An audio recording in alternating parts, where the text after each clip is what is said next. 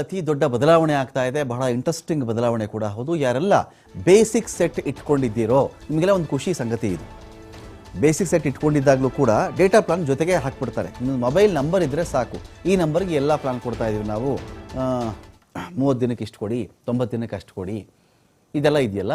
ಇಂಥ ನಿಯಮಗಳಲ್ಲಿ ದೊಡ್ಡ ಮಟ್ಟದ ಒಂದು ಚೇಂಜಸ್ ಇರುತ್ತೆ. ಇಲ್ಲಿ 90 ದಿನಗಳಲ್ಲಿ ಯಾರೋ ಪಾಪ ಬೇಸಿಕ್ ಸೆಟ್ ಇಟ್ಕೊಂಡಿರ್ತಾರೆ, ಅವ್ರಿಗೆ ಇಂಟರ್ನೆಟ್ ಅಂತ ಹೇಳೋದು, ಇನ್ಯಾವುದೋ ಚಾರ್ಜಸ್ ಅಂತ ಹಾಕೋದು ಮಾಡ್ತಾ ಇದ್ದಾರಲ್ಲ, ಇದು ಮಾಡಬಾರ್ದು ಅಂತ ದೇಶದ ಜನಸಾಮಾನ್ಯರ ಹಿತರಕ್ಷಣೆ ಮಾಡಬೇಕು ಅಂತ ಟ್ರಾಯ್ ಮುಂದಾಗ್ತಾ ಇದೆ. ಇಲ್ಲಿ ಸುಂಕದ ನಿಯಮಗಳಲ್ಲಿ ದೊಡ್ಡ ಬದಲಾವಣೆಯನ್ನು ಕೂಡ ಟ್ರಾಯ್ ಮಾಡ್ತಾ ಇದೆ.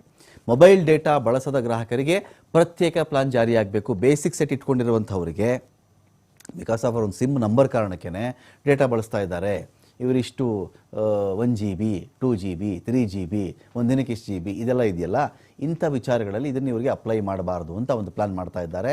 ವಾಯ್ಸ್ ಕಾಲ್ SMS ಕಾಲ್ ಪರಿಚಯಿಸಬೇಕು ಅಂತ ಕೂಡ ಸಿದ್ಧತೆ ನಡೆದಿದೆ.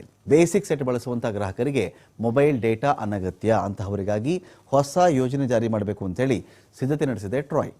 90 ದಿನಗಳ ರೀಚಾರ್ಜ್ ಪ್ಲಾನ್ ತೆಗೆದು 365 ದಿನ ಅಂದರೆ ಒಂದು ವರ್ಷದ ಪ್ಲಾನ್ ಮಾಡಬೇಕು ಇವರಿಗೆ ಅಂತ ಪ್ಲಾನ್ ಮಾಡ್ತಾ ಇದೆ.